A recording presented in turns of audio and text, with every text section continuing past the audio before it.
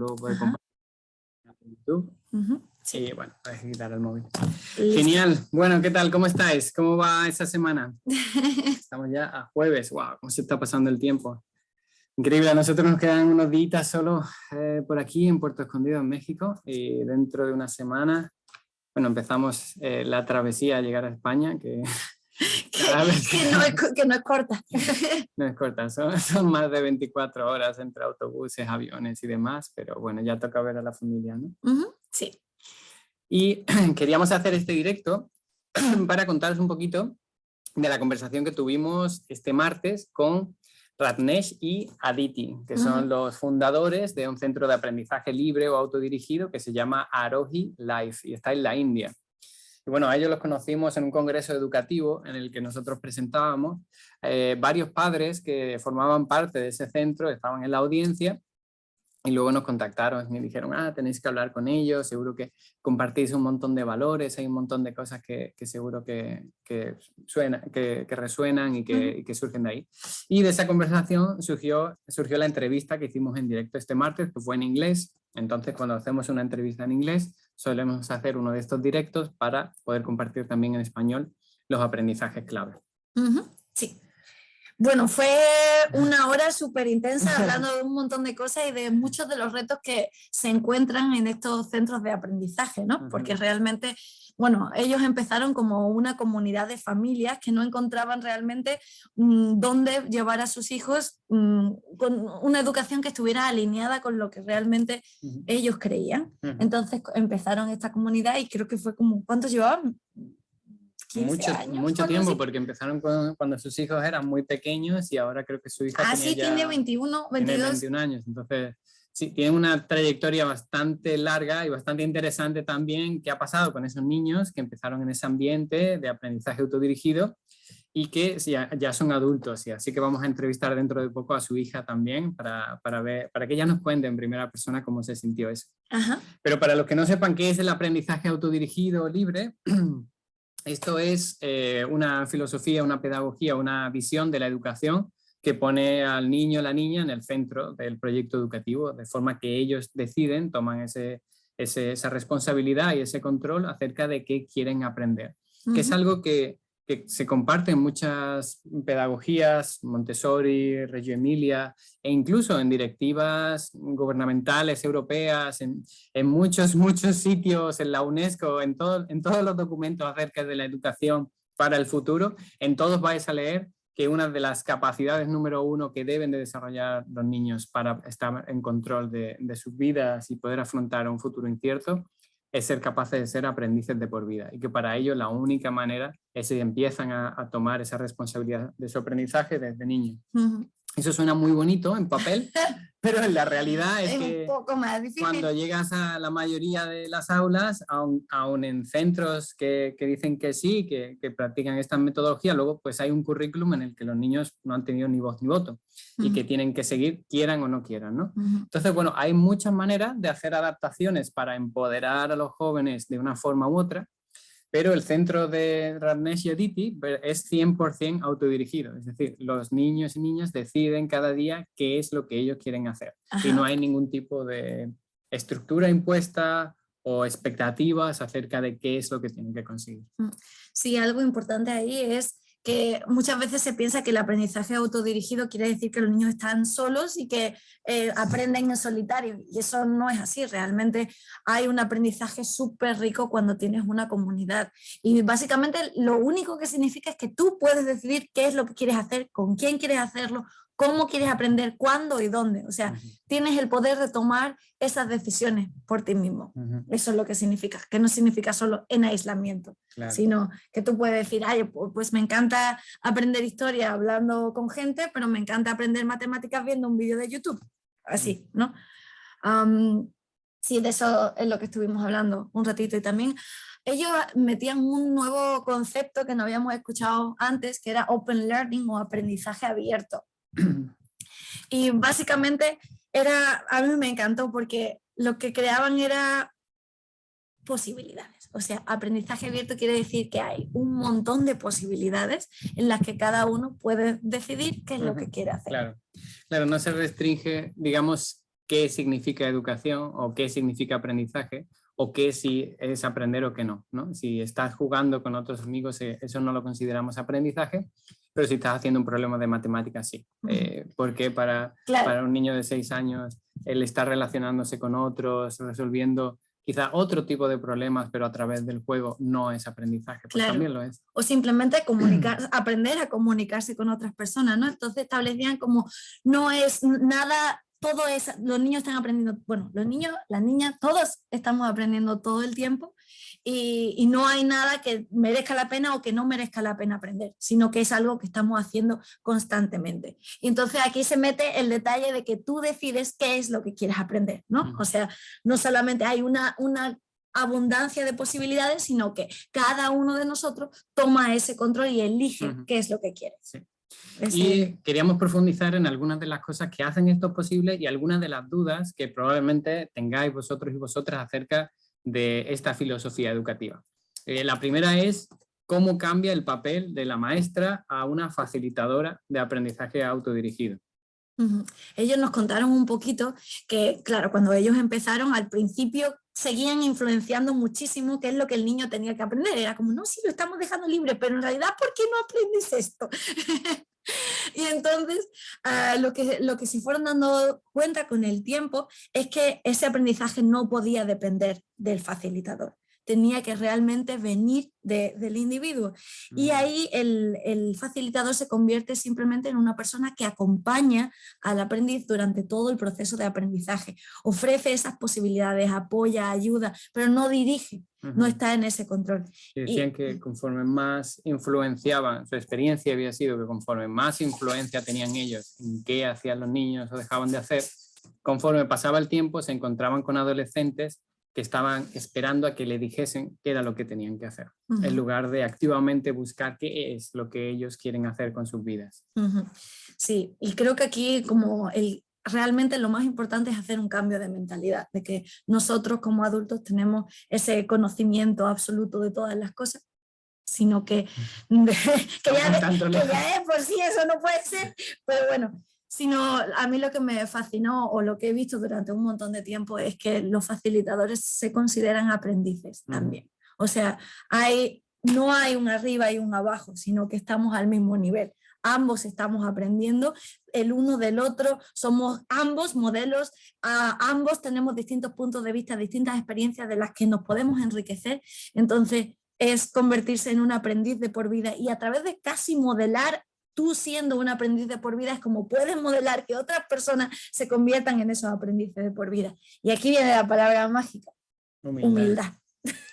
Sí, hablando con ellos fue brutal porque son dos personas con una experiencia increíble que han sido capaces de formar esa comunidad de familias, un centro de educación alternativa que haya durado durante tanto tiempo, sabiendo los retos que se enfrentan y son personas increíblemente humildes y es que esta es la única manera de hacer esto posible, tanto en la comunicación con los niños como con otras familias, tan solo estando abiertos a aprender, abiertos al feedback, abiertos a descubrir qué es lo que surge en cada momento con los niños. A la sorpresa. A la sorpresa, a acompañarlos verdaderamente, estar ahí cuando surge una curiosidad, cuando surge un reto, pues ver cómo aprender de esa situación desde la humildad. Sí, es muy poderoso decir yo no sé de esto, pero vamos a averiguarlo juntos o averiguarlo tú y si necesitas ayuda me avisas o cómo puedo ayudarte a esto. O sea, empezar a hacer ese tipo de preguntas en las que se le da ese poder de tomar decisiones a los niños y a las niñas, ¿no?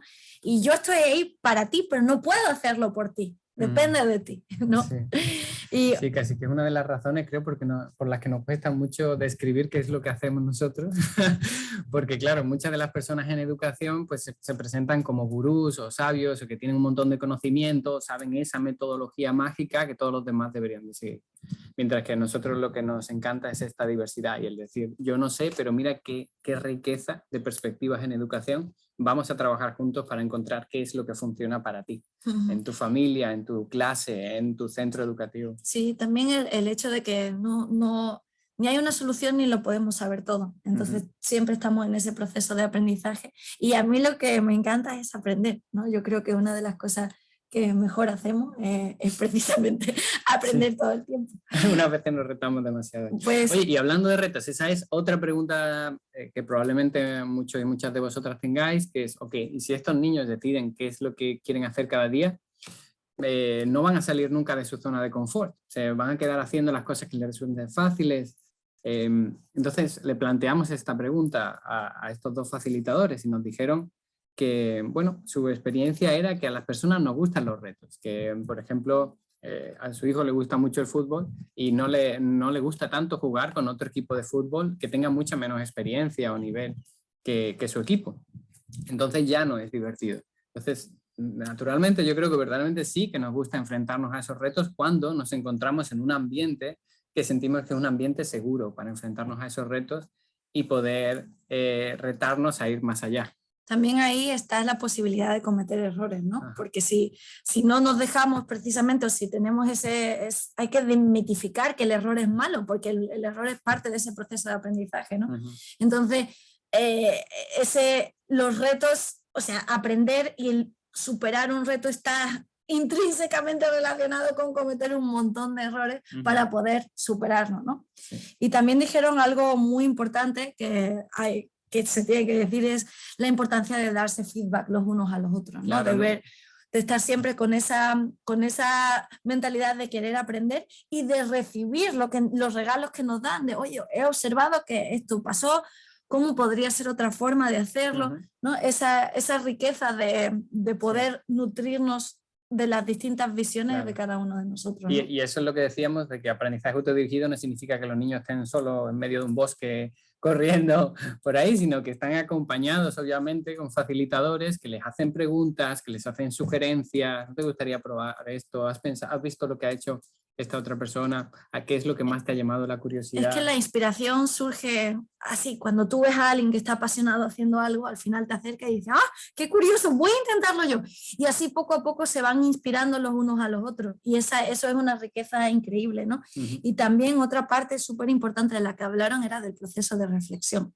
O sea, todo acto de aprendizaje, tú haces algo, te equivocas o no, pero después ese proceso de reflexión te ayuda a decidir qué es lo que quieres hacer después o cómo puedes mejorarlo o qué cosas te gustaría cambiar. Entonces ahí está ligado a hacerse preguntas con reflexionar acerca de esas preguntas para poder ir viendo y seguir ese proceso de desarrollo personal.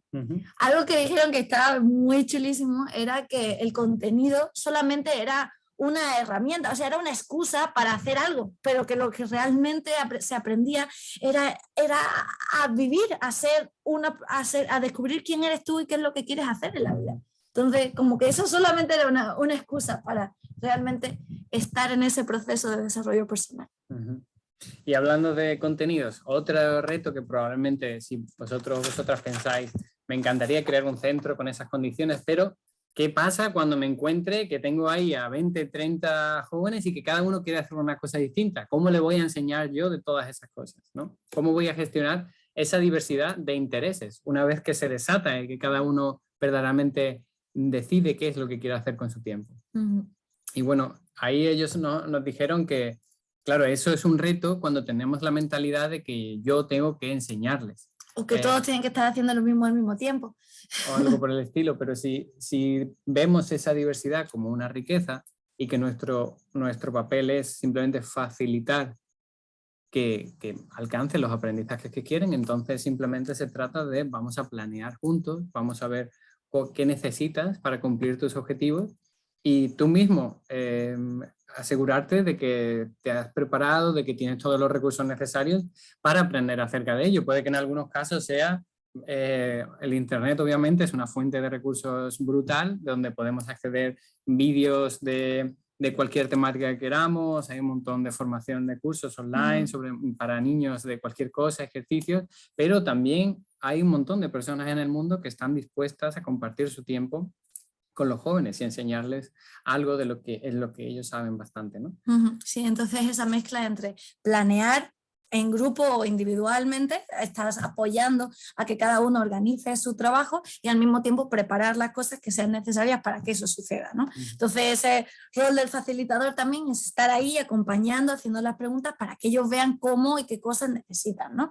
Y al hacer esto en grupo, pues claro, probablemente se coordinen, empiezan a surgir grupitos que se centran en distintas temáticas o áreas de las que les gustaría aprender o proyectos que les gustaría hacer. Algo muy importante también es que estos centros no suelen tener a niños de una edad solo, sino que hay desde niños muy pequeños hasta adultos y personas mayores. Entonces eso ya ahí te abre un número de posibilidades increíble, porque todo el mundo se nutre de las experiencias de cada uno. Y yo, a lo mejor David sabe un montón de yo qué sé qué, y yo voy a preguntarle porque necesito su ayuda para hacer esto, ¿no? Entonces también ahí se establece un aprendizaje brutal en cómo eres capaz de comunicarte, pedir ayuda, eso es la vida al final, ¿no? Sí, yo recuerdo cuando estaba en primaria que tan solo hablar con los niños del curso siguiente, que tenían menos de un año de diferencia, pues ya era como, no, son de otro curso, hay una distancia social, sí, no ni se siquiera habla con podías ellos, jugar no en el jugamos en el recreo juntos, no. Grande,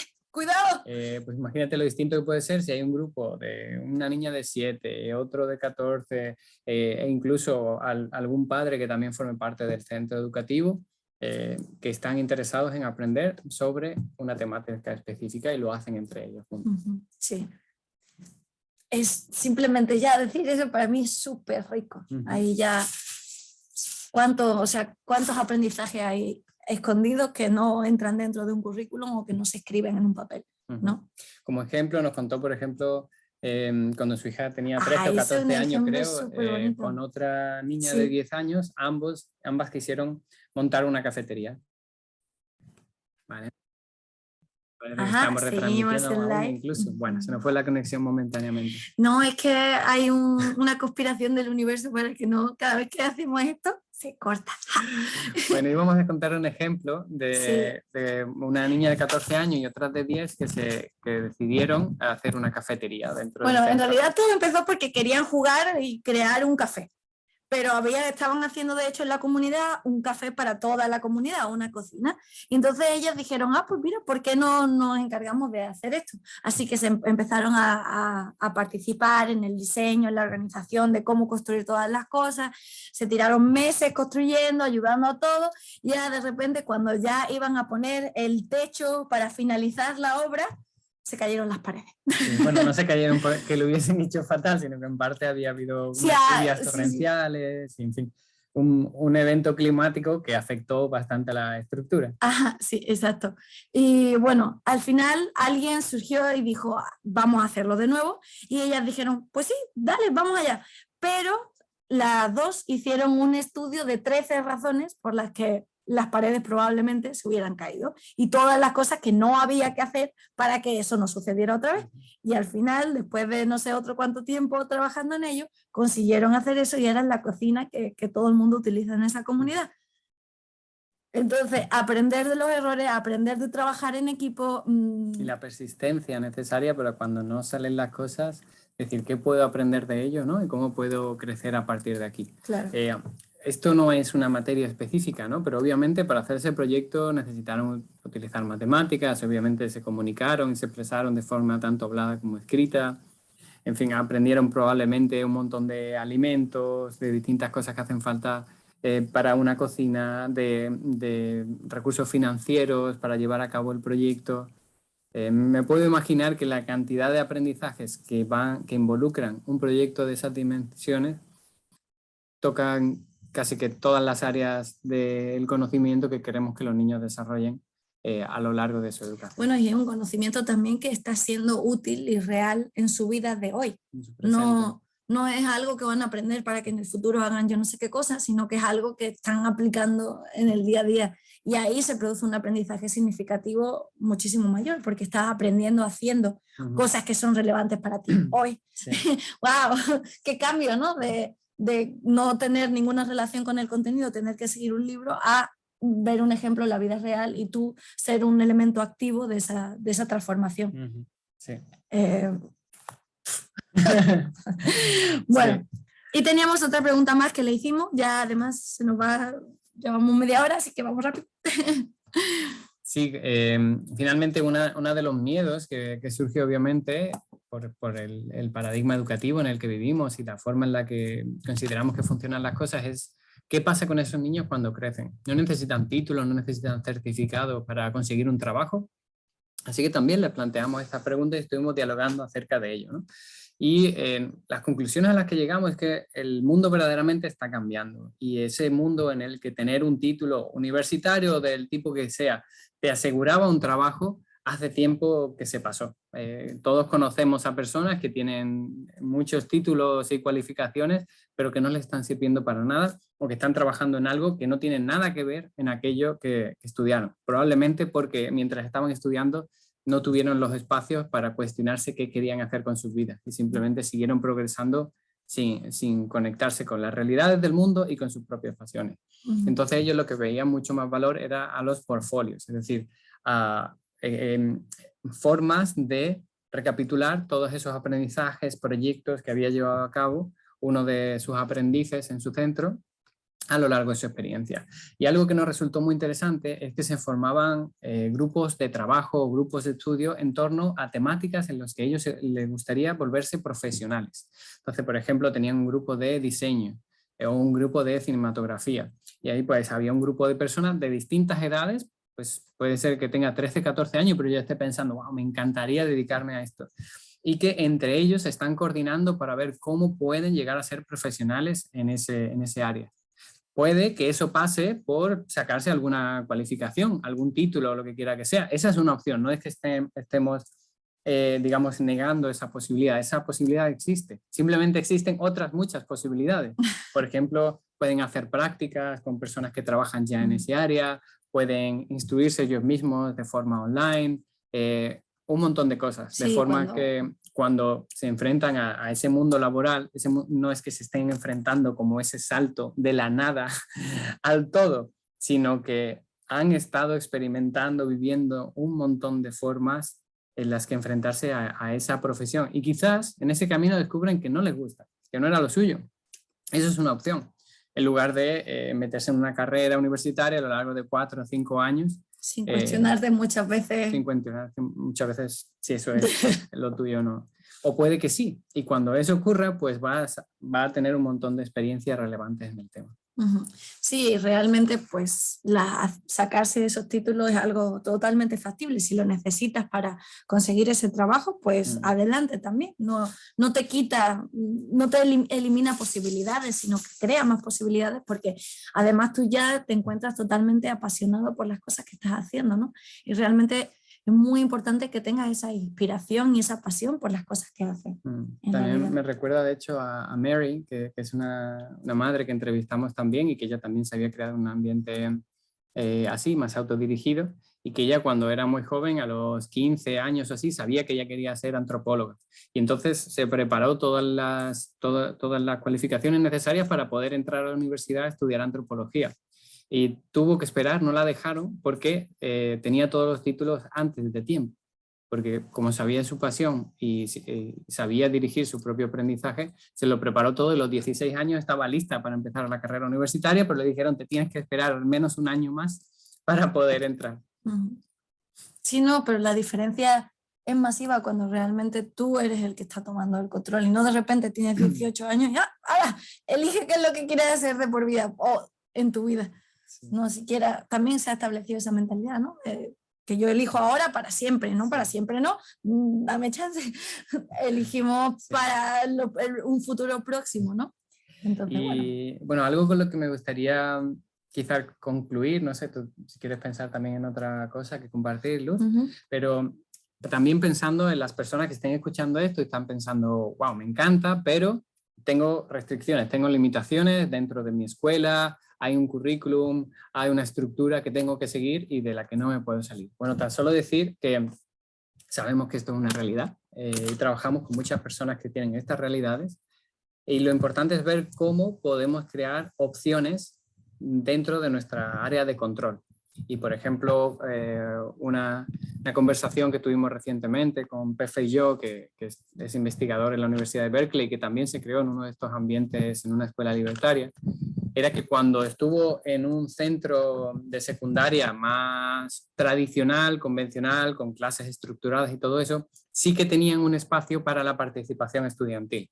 Y que ese espacio para la participación estudiantil lo cambia todo, porque da la posibilidad de que haya un lugar en el que puedas explorar esas pasiones, en el que puedas explorar tu identidad, en el que puedas explorar cómo relacionarte y colaborar con otras personas. Es súper importante ver cómo introducir en cualquier centro de aprendizaje algún espacio en el que los jóvenes puedan desarrollar su autonomía, su autoestima y descubrir sus pasiones. Uh-huh.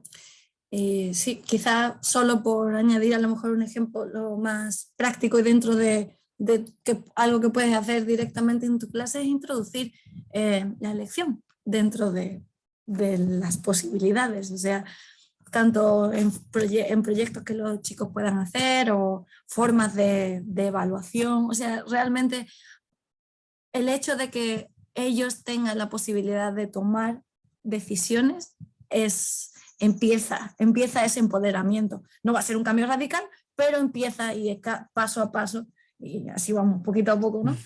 Sí. Y bueno, y por eso nos dedicamos nosotros a Evolving Education y dejamos aquí todas nuestras energías, las compartimos con vosotros, porque después de haber visto el potencial de empoderar a los niños y niñas a tomar el control de su aprendizaje y sus vidas, no podíamos quedarnos de brazos cruzados. Así que nos hemos decidido hacer todo lo que esté en nuestra mano por compartir con vosotros herramientas y pasitos para ir avanzando en esa mentalidad, para poder hacer esos cambios dentro de vuestro contexto. Perfecto, has terminado muy bien. Bueno, muchísimas gracias por escucharnos, nos seguimos viendo, si no lo hacéis ya podéis seguirnos en Facebook o Instagram, en Evolving Education y por supuesto el canal de YouTube, aunque aquí somos un poquito menos activos, pero bueno, también seguimos subiendo todos estos vídeos de Evolving Education Webinars. Un abrazo. Muchos besos.